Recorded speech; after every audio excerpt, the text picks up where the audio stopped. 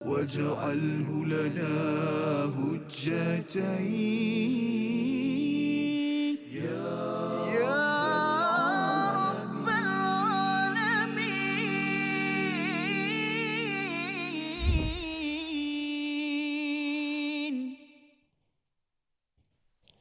أعوذ بالله من الشيطان الرجيم. بسم الله الرحمن الرحيم. ألم تر إلى الذين أوتوا نصيبا من الكتاب يدعون إلى كتاب الله ليحكم بينهم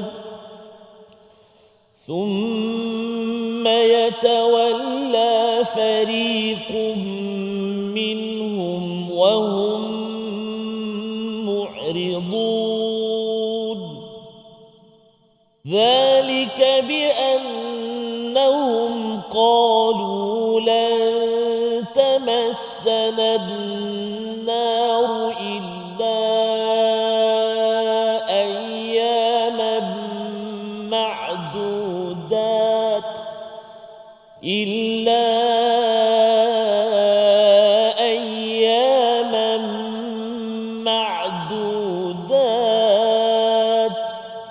وغرهم في دينهم ما كانوا يفترون صدق الله العظيم.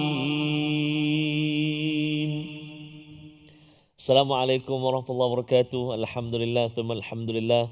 Wassalatu wassalamu ala rasulillah wa ala alihi wa sahbihi wa man wala. Allahumma salli ala Sayyidina Muhammadin wa ala ali Sayyidina Muhammad. Subhanaka la ilma lana illa ma 'allamtana innaka antal alimul hakim. Wa qala ta'ala rabbi shrah li sadri wa yassir li amri wahlul 'uqdatam min lisani yafqahu qawli amin wa ba'da rabbi zidni ilma ya rab. Apa khabar yang dan bonda, tuan-tuan dan puan-puan, muslimin dan muslimat, sahabat-sahabat Al-Quran yang dikasihi oleh Allah Subhanahu Wa Taala sekalian. Moga-moga hari ini terus ceria, bahagia, gembira bersama dengan Al-Quranul Karim, dan hari ini kita syukur banyak-banyak pada Allah Taala kerana kita masih diberi kesempatan dan peluang untuk kita bersama dalam My Quran Time. Dan hari ini istimewa, kita berada di sesi ulang kaji dan kita bersama dengan dua tokoh bintang ilmuwan kita pada hari ini yang senantiasa mengukir senyumannya pada kita semua.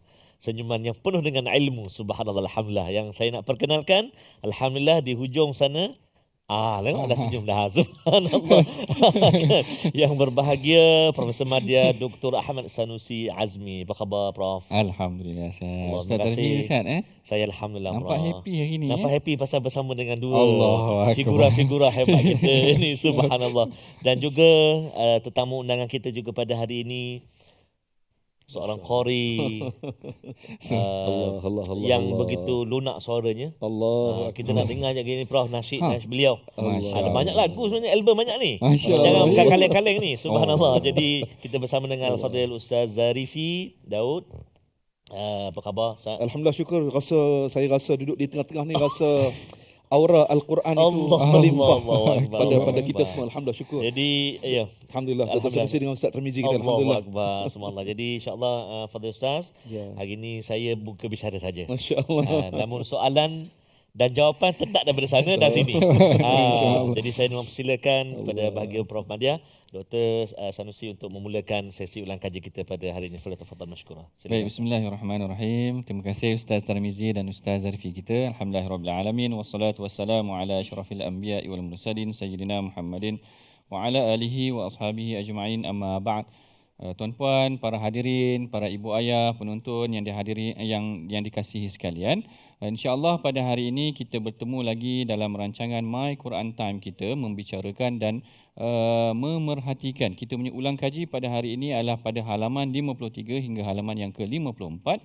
Yang mana suka juga untuk saya ingatkan kepada tuan-puan bahawa sebenarnya surah Ali Imran ini adalah banyak juga dikhususkan, didialogkan, ditujukan juga kepada orang-orang Nasrani dan juga ahli kitab daripada Yahudi dan sebagainya.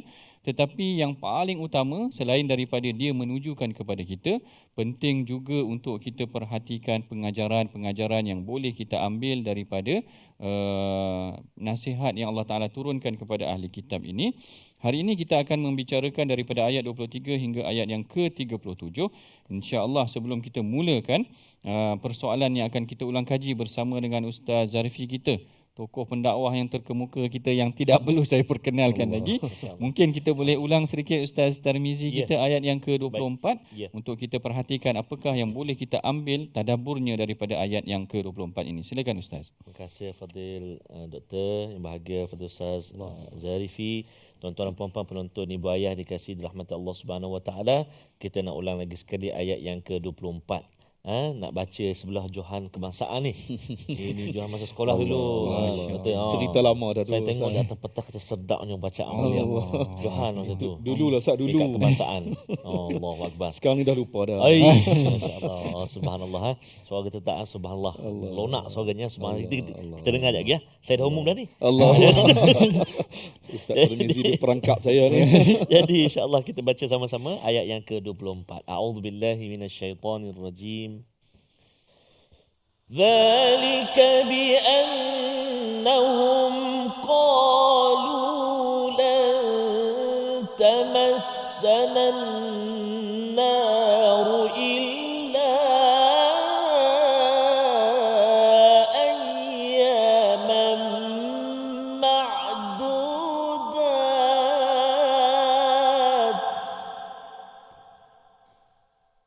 وغرهم في دينهم ما كانوا يفترون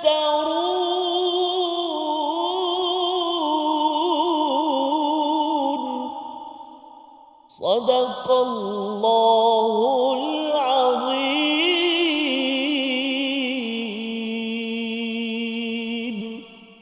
Sadaqallahul Azim. Dalam ayat yang ke-24 Allah Ta'ala berfirman, hal itu adalah kerana mereka berkata, api neraka tidak akan menyentuh kami kecuali beberapa hari sahaja. Mereka terperdaya dalam agama mereka oleh apa yang mereka ada-adakan. Yang ini kalau kita masih lagi ingat, sebenarnya dalam suratul Baqarah sama juga klaim mereka, dakwaan mereka seakan-akan mereka hanya tinggal dalam neraka hanya beberapa hari sahaja. Tetapi di hujung ayat ini Allah Ta'ala menempelak mereka. Allah Ta'ala kata وَغَرَّهُمْ فِي دِينِهِمْ, mereka terpedaya dalam agama mereka. Jadi persoalan yang mungkin saya suka untuk tanyakan kepada Ustaz Zarifi, kalau Allah Ta'ala tempelak kepada ahli kitab ini dengan persoalan yang sebegini, mereka kata mereka hanya akan disentuh oleh neraka beberapa hari sahaja, apakah sebenarnya tempelak ini di kalangan umat Islam boleh juga dikenakan tempelak yang sedemikian? Berpandangan Ustaz. Baik, bismillahirrahmanirrahim. Assalamualaikum warahmatullahi wabarakatuh. Tuan guru kita semua, Dr. Ahmad Sanusi, tuan guru kita Ustaz Tarmizi, dan seterusnya muslimin dan muslimat, para pencinta Al-Quran, pentadabbur Al-Quran yang dirahmati Allah Ta'ala sekalian. Baik, para penonton, ayat nombor 23, 24 dan 25 dalam surat Ali Imran ini yang telah dimukaddimahkan oleh Al-Fadhil Ustaz Tarmizi di awal tadi, sebab turun ayat ini telah dikisahkan oleh Ibn Abi Hatim yang meriwayatkan daripada Abdullah bin Al-Abbas, Ibnu Abbas radhiyallahu anhuma. Pada satu hari, para penonton, baginda Rasulullah sallallahu alaihi wasallam pergi ke satu tempat yang dikenali dengan Al-Midras. Al-Midras ini ialah tempat orang Yahudi belajar ataupun mengaji kitab Taurat. Bila baginda sallallahu alaihi wasallam sampai di tempat Al-Midras itu, baginda pun berdakwah kepada sekalian yang ada pada ketika itu. Dan pada ketika itu dalam catatan riwayat, dalam tafsir, disebutkan antaranya ada nama Nu'aim bin Amr satu. Yang kedua Al-Harith bin Zaid. Salah seorang daripada mereka sebut kepada Rasulullah sallallahu alaihi wasallam, apakah agama kamu tuan? Apa agama kamu tuan? Jadi baginda sallallahu alaihi wasallam pun bagi tahu ataupun menjawab, saya menganut ataupun saya ini beragama dengan agama Nabi Ibrahim. Doktor dalam catatan menyatakan mereka membalas. Mereka kata apa? agama Nabi Ibrahim itu ialah agama Yahudi. Tengok betapa sombongnya mereka ini. Baik, apabila mendengar respon begitu, baginda sallallahu alaihi wasallam minta supaya mereka tunjukkan bukti daripada kitab mereka. Kan hidup cakap saja kan, tak tunjuk bukti pun. Jadi Nabi sallallahu alaihi wasallam minta mana buktinya? Mereka gagal untuk mengemukakan bukti, bahkan mereka enggan untuk menunjukkan bukti apa yang mereka ungkapkan. Dalam tafsir menyatakan turunlah ayat 23 sampailah ayat 25 yang telah pun diperdengarkan, dimukadimahkan oleh Al-Fadhil Ustaz Tarmizi. Baik, para penonton yang dirahmati Allah Ta'ala sekalian. Kenapa macam Profesor Madia Doktor tanya kepada kita tadi, apakah Allah Ta'ala tempelak ini hanya kepada golongan ahli kitab ataupun Yahudi semata-mata? Ayat ini juga memberikan mesej nasihat kepada kita semua. Jangan jadi seperti orang Yahudi. Jangan jadi seperti bagaimana Allah Ta'ala merakamkan kisah ini. Bagaimana? Mereka ini diberikan Alkitab kepada mereka. Mereka diberikan kitab Taurat kepada mereka. Mereka diberikan dakwah kepada mereka. Nabi dan Rasul menyampaikan dakwah kepada mereka. Tetapi pada ayat 24, lihat ataupun kita garis bawahkan perkataan yatawalla. Mereka menolak. Yatawalla ini maknanya menolak dengan fizikal. Berpaling daripada Alkitab, berpaling daripada kitab Taurat. Kemudian bukan setakat berpaling dengan fizikal, rupa-rupanya tengok perkataan yang kedua, mu'ridun. Garis bawahkan perkataan mu'ridun. Para penonton, mu'ridun ini maknanya menolak kitab Taurat bukan setakat dengan fizikal tadi, yatawalla. Mu'ridun ini bermaksud tolak dengan hati juga. Hati pun tak nak terima kitab Taurat itu. Baik, para penonton rahmati Allah. Kesalahan yang ketiga, bagaimana mereka ini bukan sekadar menolak Taurat, bukan sekadar tak nak mengikut dakwah daripada Nabi mereka. Nombor tiga, mereka telah menyeleweng kefahaman ataupun menyeleweng Taurat itu sendiri. Buktinya bagaimana? Mereka kata tak apalah, kami masuk dalam neraka ayyam ma'dudat, dalam hari-hari tertentu sahaja. Dalam tafsir menyatakan dua pendapat. Ada pendapat yang mereka kata, mereka percaya mereka masuk dalam neraka 3 hari je. 3 hari je Ustaz Tarmizi, kan? Ustaz, kalau satu hari di akhirat, berapa masa di dunia Ustaz? Banyak ribu kan? 1000 tahun kan? 1000 tahun tu. Maknanya 1000 tahun di dunia bersamaan 1 hari di akhirat. Masya Allah. Betul ya? Betul. Maknanya itu pendapat pertama. Dia kata 3 hari. Pendapat yang kedua dia kata 40 hari. Maknanya dia kata lepas kami duduk dalam neraka 40 hari, lepas tu masuk syurga dah balik. Ini satu kefahaman yang menyeleweng. Masya Allah, menarik. Kita rasa tak puas dengar daripada Ustaz Zarifi ni, tapi masa mencemburui kita. Tak apa, kita berehat dahulu seketika. My Quran Time, Quran, Salat, Infak. وَاجْعَلْهُ لَنَا هُجَّتَيْنِ يَا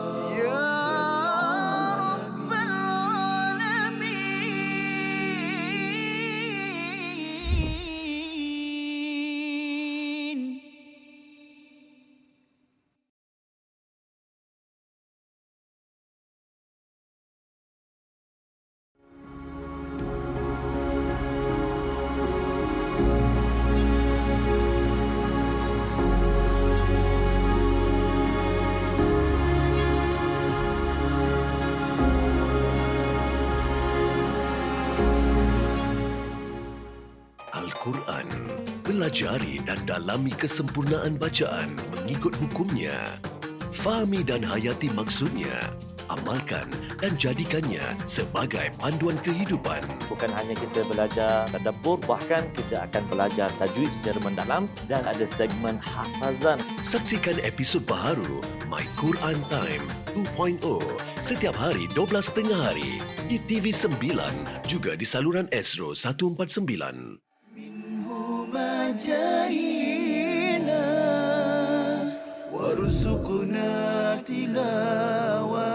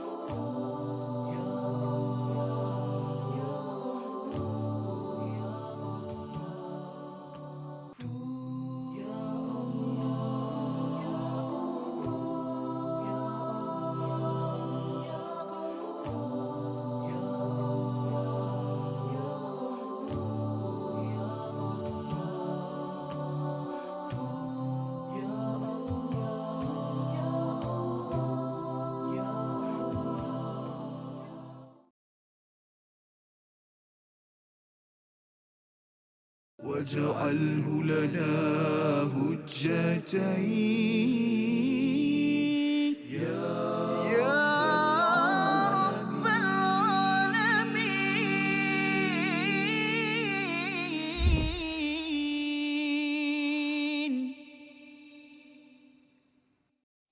Alhamdulillah, bertemu kita lagi dalam rancangan My Quran Time dalam sesi ulang kaji kita dari halaman 53 hingga halaman yang ke-54. Baru tadi kita mendengar pendengaran ataupun perbincangan daripada Ustaz Zarifi kita mengenai tentang apakah pengajaran yang kita boleh ambil daripada teguran Allah Ta'ala terhadap ahli kitab, terhadap Bani Israel dan sebagainya.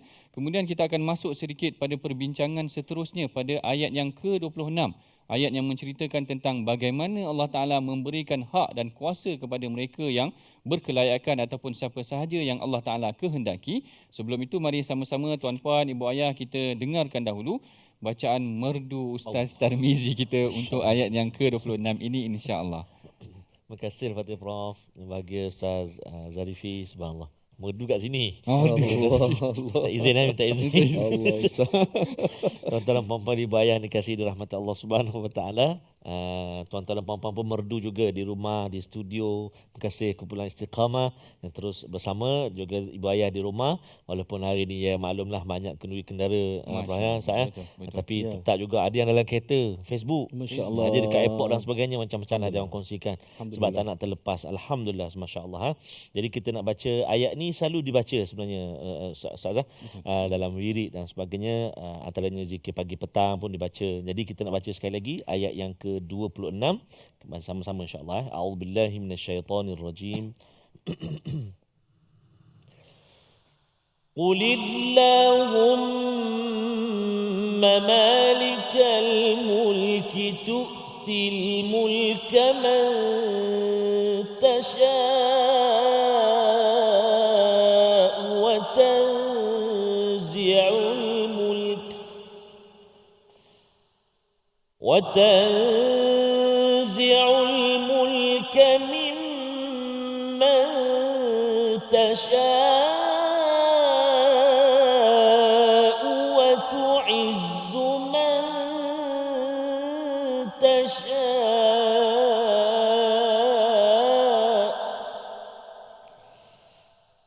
وتعز من تشاء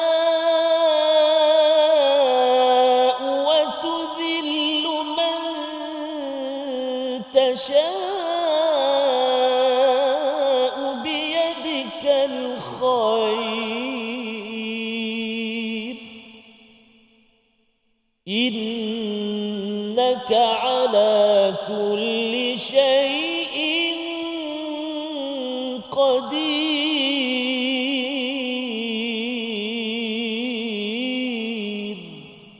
صدق الله العظيم. Sadaqallahul Azim. Dalam ayat yang ke-26 Allah Ta'ala berfirman, katakanlah wahai Muhammad, wahai Tuhan pemilik kekuasaan, engkau berikan kekuasaan kepada sesiapa pun yang engkau kehendaki dan engkau menarik kekuasaan daripada sesiapa yang engkau kehendaki. Engkau memuliakan sesiapa pun yang engkau kehendaki dan engkau menghinakan sesiapa pun yang engkau kehendaki.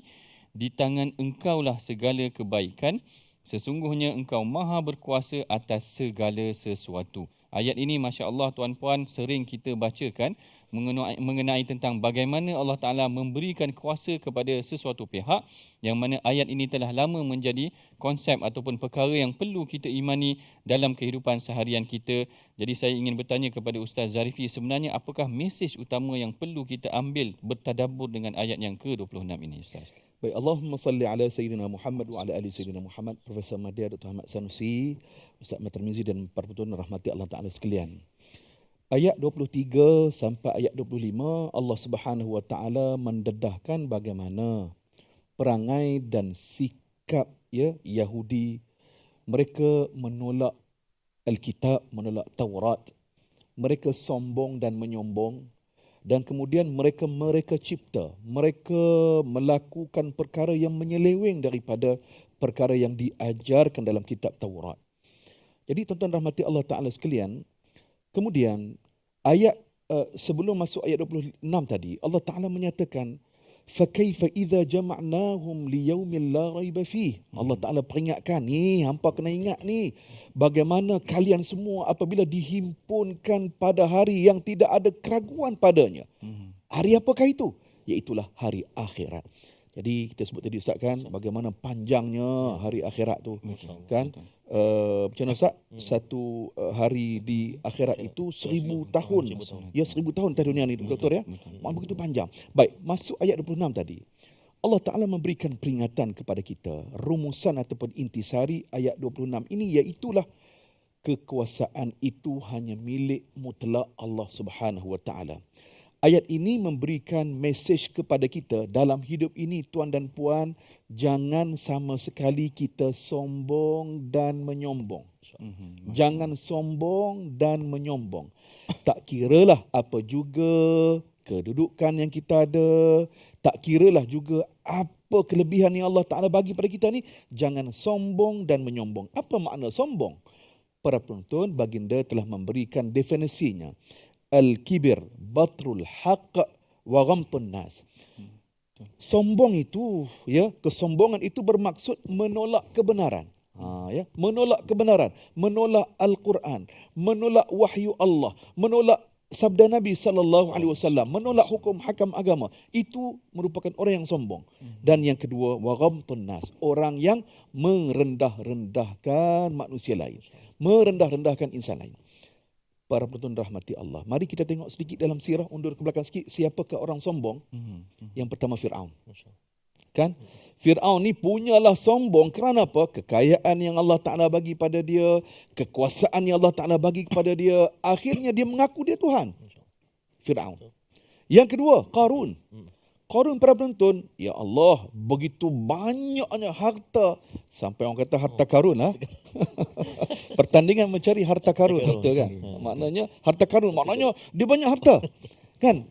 Dalam tafsir ada catatan menyatakan pemegang kunci dia ni pun, kunci peti besi dia tu, kunci tu, puluhan orang yang pegang satu kunci tu. Baru kunci Ustaz Tirmizi, baru kunci. Tak tahulah perbendaraan kekayaan itu ada berapa. Maknanya kekayaan itu melimpah ruah. Tetapi kekayaan itu menyebabkan dia sombong, dia jauh daripada Allah dan dia lawan Allah. Dia lawan para nabi dan para rasul. Para penonton yang dirahmati Allah Ta'ala sekalian, ni'mal malus salih inda rajul as-salih. Sesungguhnya harta yang baik itu pada genggaman lelaki yang saleh, lelaki yang bertakwa kepada Allah Subhanahu Wa Ta'ala. Islam tak pernah larang kita untuk mencari kekayaan. Silakan, dengan syarat janganlah kita mencari harta yang haram. Jalannya mesti halal. Dan yang kedua, jangan lupa kita mengagihkan kekayaan, rezeki yang kita ada itu dengan orang yang memerlukan. Fakir, miskin, jiran tetangga dan sebagainya. Dan jangan lupa orang yang di bawah tanggungan kita ataupun nafkah mesti kita berikan. Para penonton yang dirahmati Allah Ta'ala sekalian, siapa tokoh yang kita nak ambil? Ibn Al-Mubarak, Abdullah bin Al-Mubarak. Para penonton, Ibn Al-Mubarak, dia ini Allah Ta'ala bagi kelebihan kepada dia. Dia banyak duit Ustaz, banyak harta. Pada satu catatan, dia nak pergi haji. Ya, pada satu ketika itu dia nak pergi haji. Dalam perjalanan, dia singgah di kota Baghdad. Bila sampai di Baghdad, dia terlihat di satu tempat tu ada seorang wanita yang berada di tepi timbunan sampah. Macam duk cari benda dalam tepi tong sampah tu. Jadi dia mendekati wanita tersebut. Rupa-rupanya wanita tadi, sambil-sambil dia nak mendekati tengok, dia angkat bangkai seekor itik. Bangkai seekor itik. Jadi Muhammad Ibn Al-Mubarak, Abdullah Ibn Al-Mubarak pun bertanya, puan nak buat apa ni dengan bangkai ni? Dia kata, kami nak makan lah, anak-anak saya berhari-hari tak makan. Suami saya meninggal dunia, jadi anak-anak tak makan. Jadi inilah habuan kami sekeluarga. Jadi Abdullah Ibn Al-Mubarak pun bertanya kepada wanita tadi, puan tak tahu ke tak boleh kita ni orang Islam makan bangkai? Tak boleh. Jadi dia kata, nak buat macam mana? Ini sahaja habuan yang kami ada, nak makan yang ni je makanan yang kami ada. Akhirnya tuan, kita nak belajar pada Ibn Al-Mubarak. Dia orang kaya, tetapi orang kaya yang bertakwa.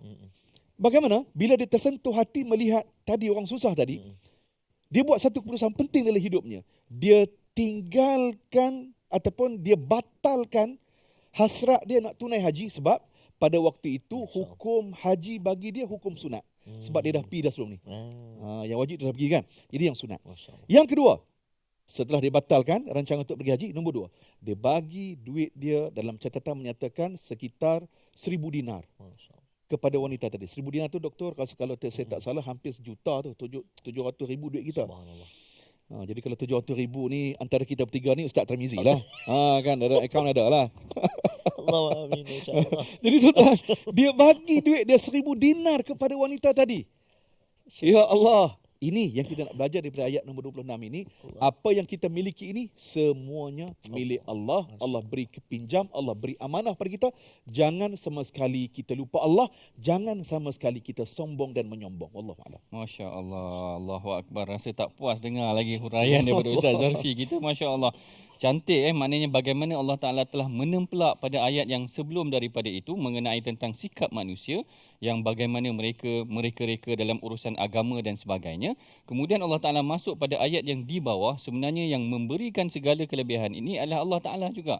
Jadi dia menjadi mesej ataupun sikap yang kita perlu perbaiki bahawa jangan ada sifat sombong terhadap apa yang kita miliki pada hari ini kerana yang memberinya adalah miliknya, adalah milik Allah Ta'ala.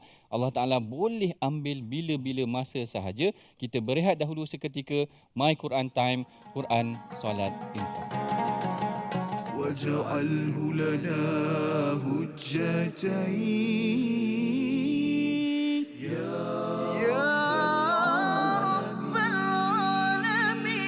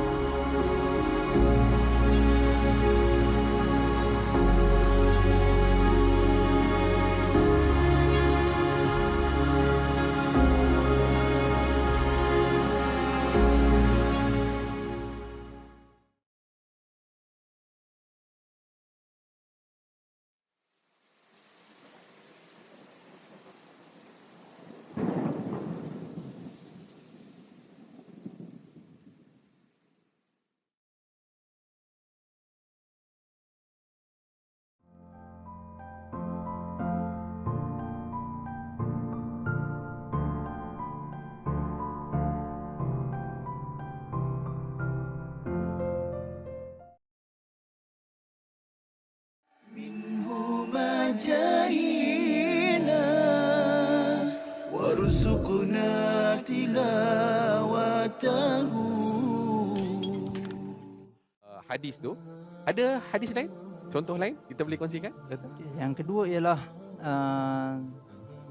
mentaliti sebahagian masyarakat kita yang percaya bahawa pada malam 27 Ramadan, malam 27 likur, roh akan kembali ataupun di bulan Ramadan roh-roh yang telah meninggal dunia kembali ke rumah untuk melihat zuriat mereka, anak cucu mereka. Ini juga tidak ada asalnya. Kadang-kadang sebahagian masyarakat menyediakan pelita. Untuk bila tanya kenapa, kalaulah untuk sekadar menerangkan jalan, okeylah. Tapi kalau dengan mempercayai, ada kepercayaan yang sebegitu bahawa untuk supaya malaikat senang datang ataupun roh datuk dan nenek, arwah ibu dan ayah boleh kembali ke rumah, maka hal ini tidak ada. Malah dia bertentangan dengan hadis yang sahih riwayat Imam An-Nasai. واجعله لنا هجتين يا رب العالمين.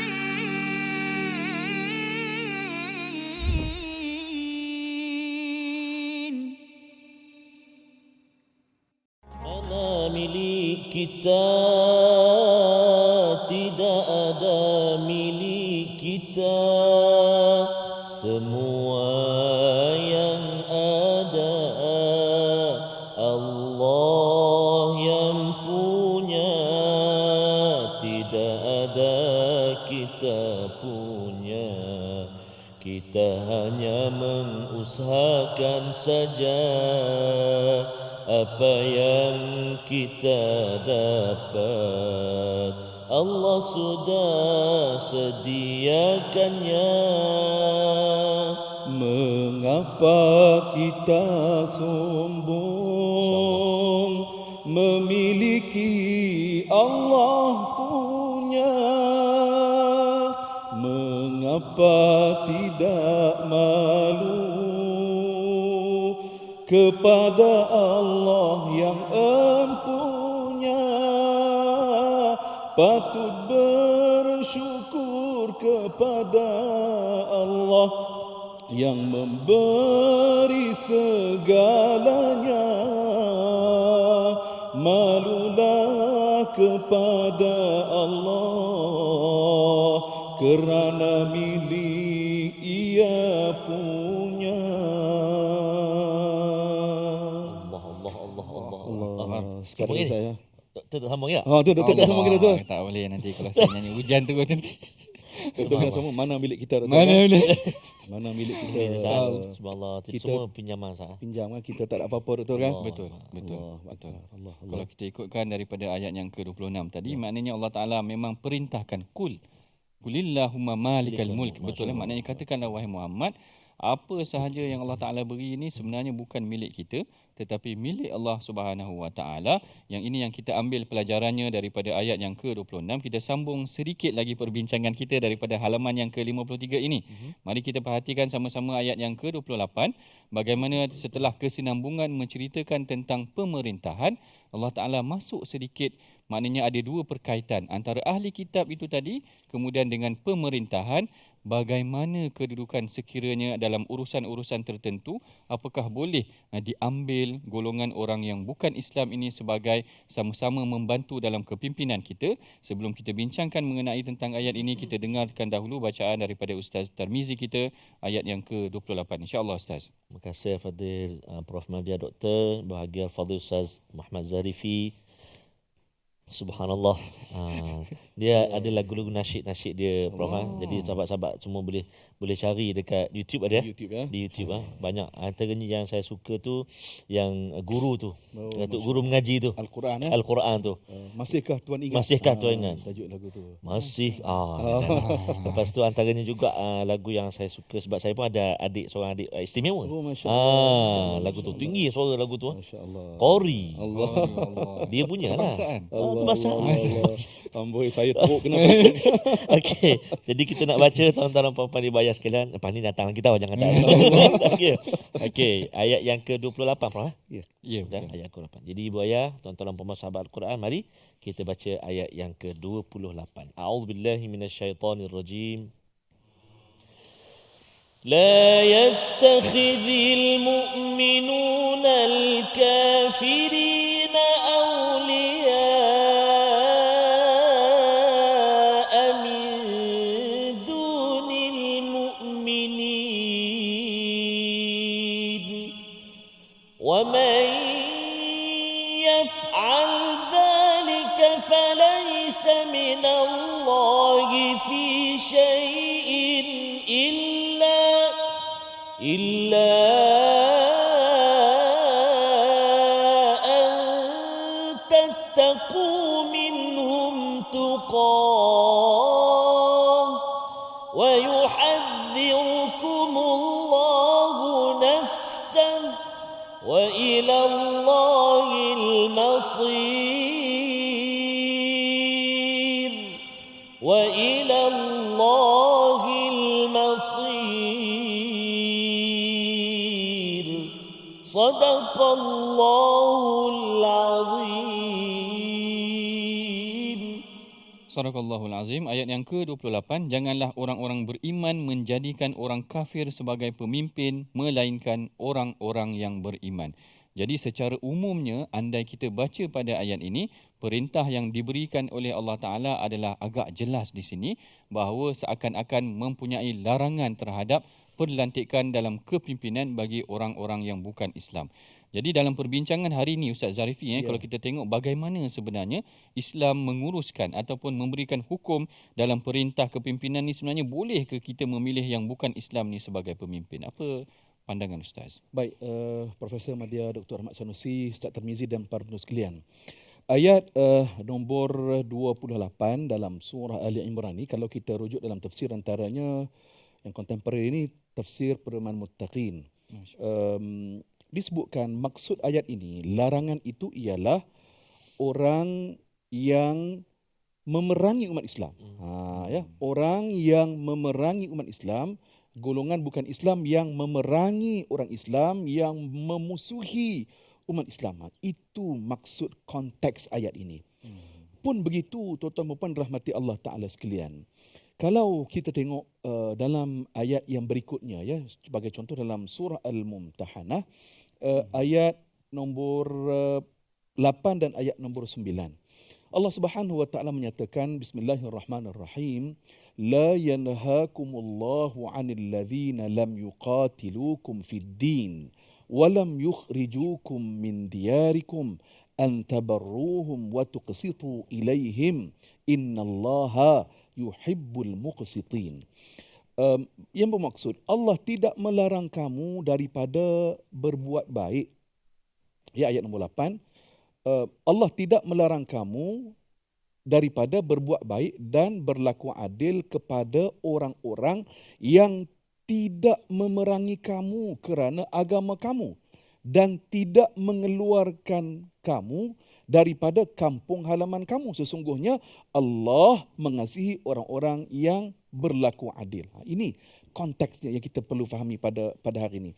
Bahkan Dr. dan Al-Fadhil Ustaz, Dr. Ahmad Sanusi dan Ustaz pun selalu sebut dalam rancangan kita ini, bagaimana contoh-contoh yang telah ditunjukkan oleh baginda sallallahu alaihi wasallam. Antaranya ketika mana Asma binti Abu Bakar pada waktu itu duduk di Madinah dah.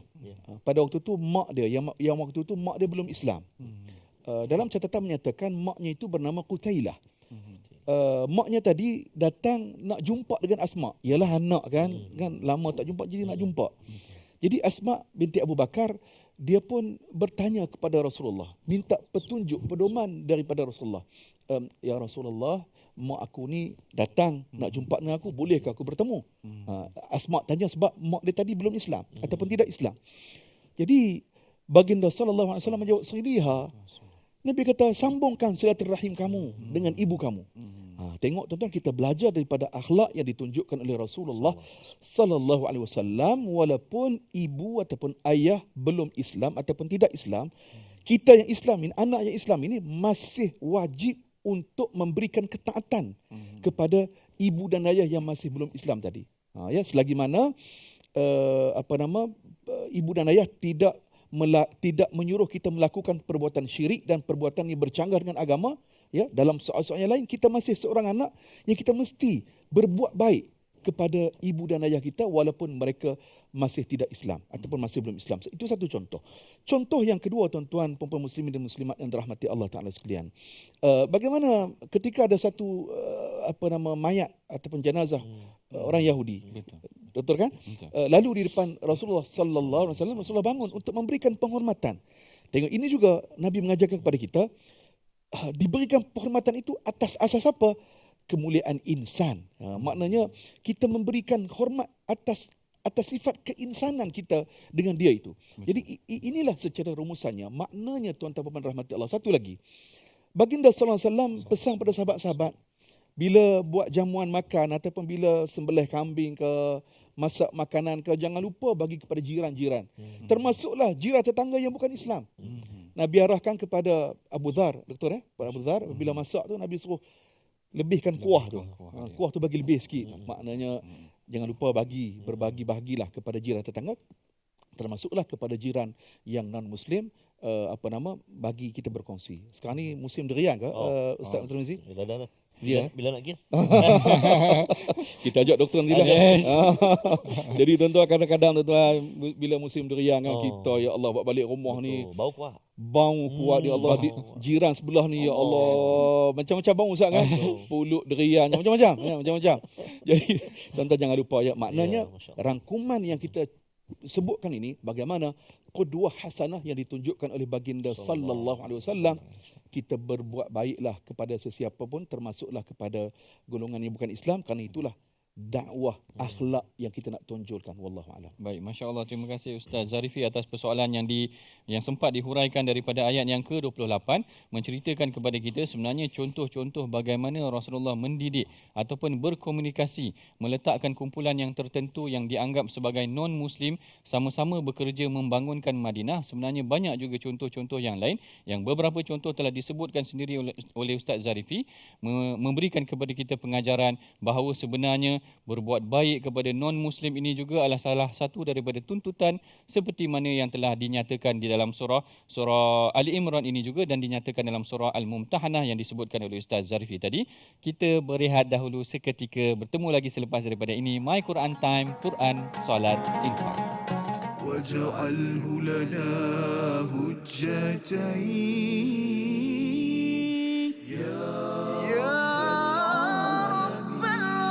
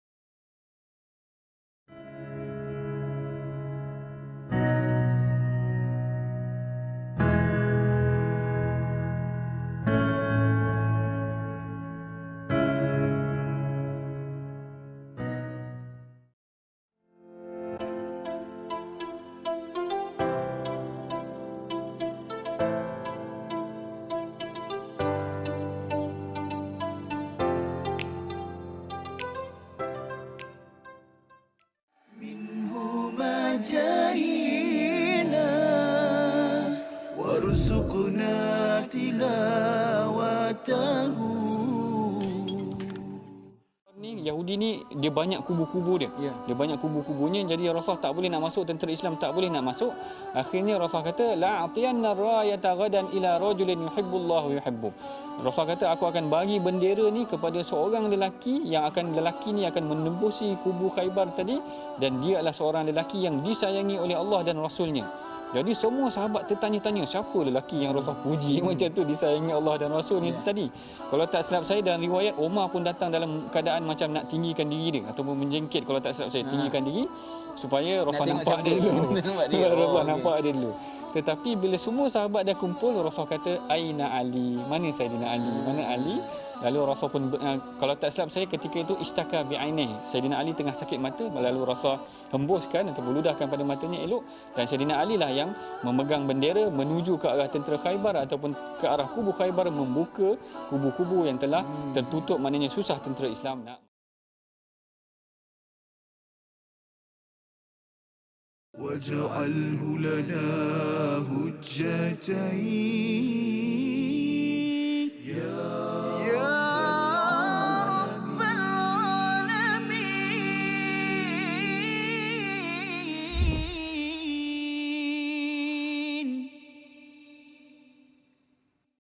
Alhamdulillah, bertemu kita lagi dalam sesi ulang kaji My Quran Time, Quran, Salat, Infak, yang mana kita meneroka pada hari ini halaman yang ke-53 hingga halaman yang ke-54. Baru sebentar tadi kita telah melihat ayat-ayat mengenai tentang bagaimana Allah Ta'ala menempelak orang ahli kitab. Begitu juga Allah Ta'ala mengenakan teguran itu sebenarnya pada diri kita. Begitu juga mengenai tentang kekuasaan yang Allah Ta'ala berikan kepada manusia. Pada hakikatnya ianya adalah milik Allah Ta'ala. Yang milik Allah Ta'ala ni telah dinasyidkan oleh wakil qori kita dan juga tetamu kita, yang mana kemudiannya kita membincangkan hubungan kita bersama dengan non-Muslim. Kemudian setelah daripada itu, kalau kita lihat pada halaman yang sebelah, Allah Ta'ala kembali mengingatkan kepada kita bagaimana tanggungjawab kita bukan sekadar mentaati perintah Allah, tetapi juga mentaati perintah Rasulullah SAW. Kita minta Ustaz Tarmizi bacakan sedikit ayat yang 32 lah saya kira 32 Ustaz. Kemudian kita akan ceritakan sedikit ataupun tadabbur sedikit apa yang boleh kita ambil daripada ayat 31 dan 32. Ustaz bacakan 32 insya-Allah. Terima kasih kepada Prof yang bahagia Ustaz Zarifi. Ingat ke kumpulan nasyid kita ni? Masya-Allah. Tak boleh, Hana tak boleh. Tak boleh. Saya dah ada kumpulan dah. Tak boleh masuk. Lepas ni boleh Ustaz. Dapat 2 beradik. Baik tuan-tuan dan puan-puan bayar sekalian, kita nak baca ayat yang ke-32. Mari kita baca sama-sama insya-Allah. A'udzubillahi minasyaitonirrajim. Qul atii'u Allah war rasul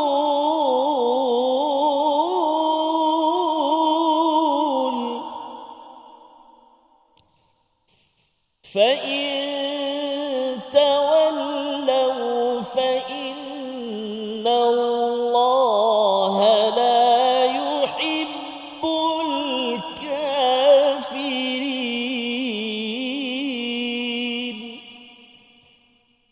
fa in tawallaw fa inna Allah la yuhibbul kafirin.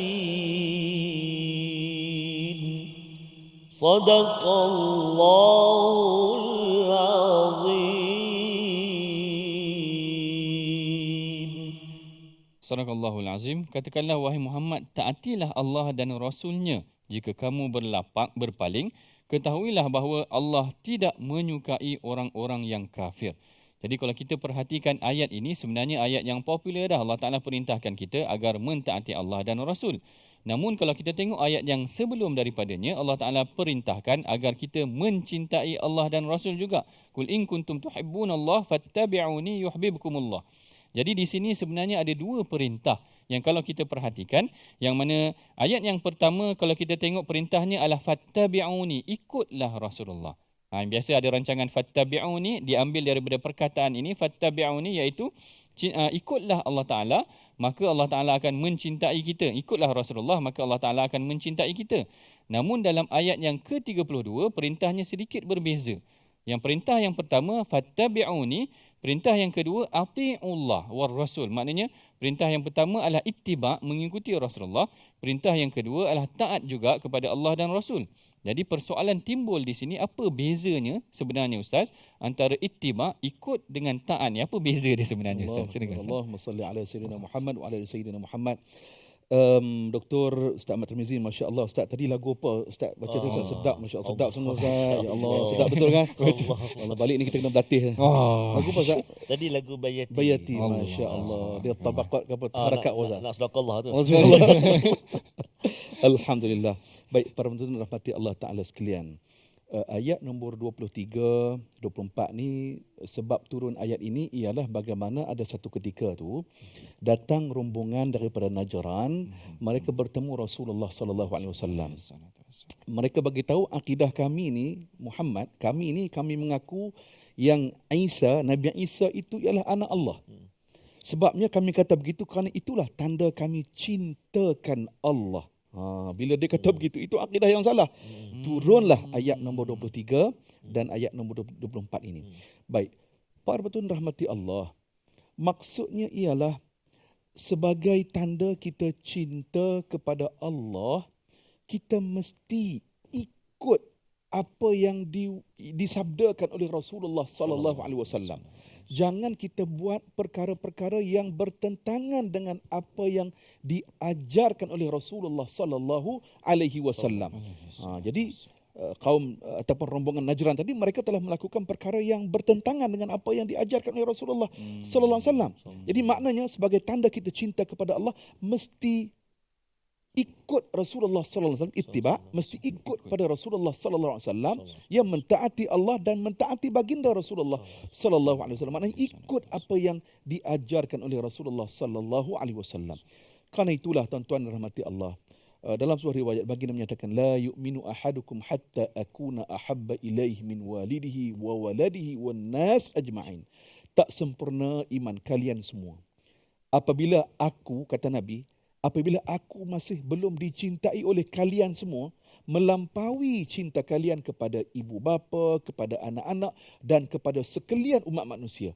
Maknanya cinta kita kepada Rasulullah mesti melampaui seluruh insan, seluruh makhluk yang ada di atas muka bumi ini. Termasuklah ibu dan ayah kita. Cinta pada Rasulullah mesti lebih lagi. Jadi tuan-tuan perempuan muslimin dan muslimat yang dirahmati Allah Ta'ala sekalian, cantik dalam ayat yang kita sedang ulang kaji, yang telah pun kita belajar sebelum ini, muka surat 53 dan 54 ini, Allah Ta'ala ajar kepada kita bagaimana watak-watak yang kita jangan ikut. Ya, perangai-perangai, kelaku-kelaku, tingkah laku yang kita jangan ikut. Kalau muka surat 53 tadi, jangan ikut perangai kaum Yahudi, yang mana mereka ni, mereka cipta ajaran agama.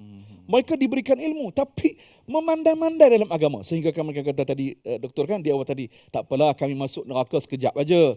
Sekejap aja, beberapa hari sahaja.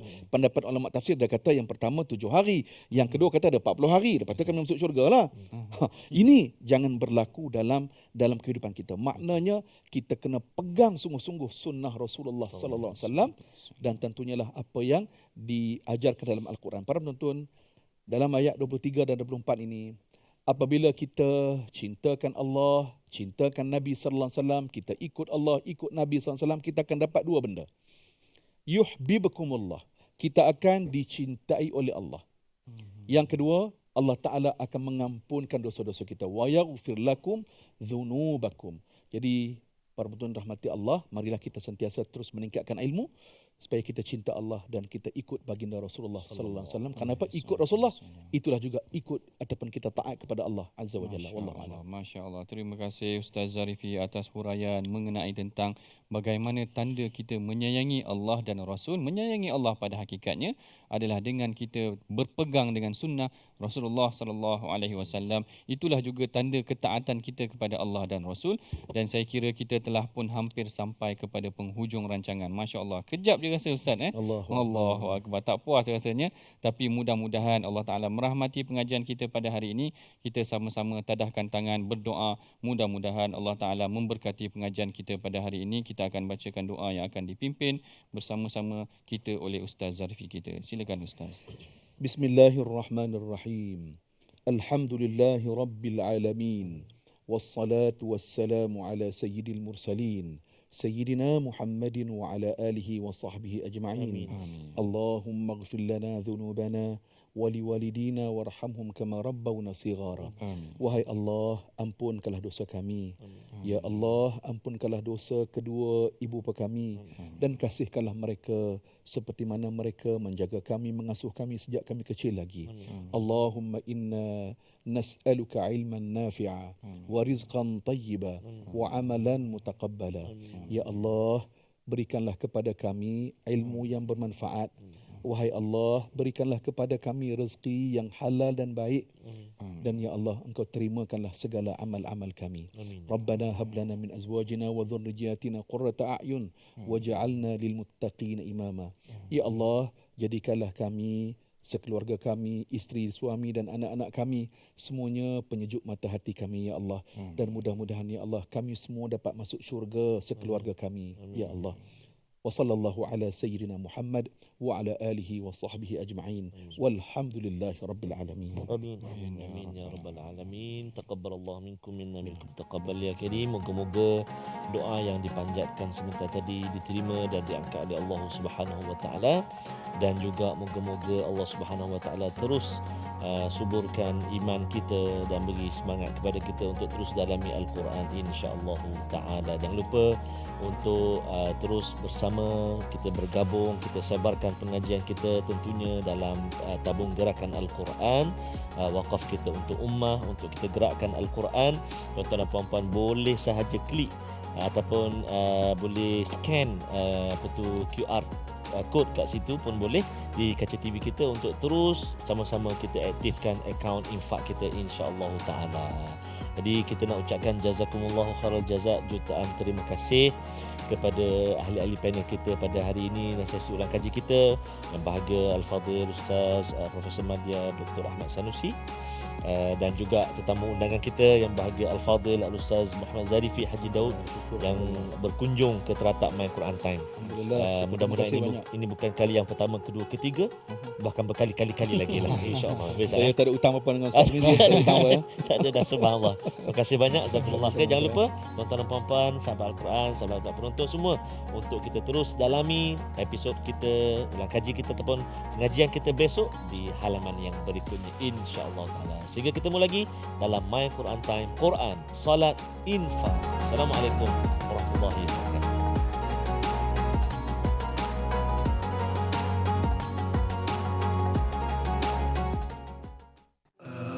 آناء الليل وأطراف النهار واجعله لنا هجتين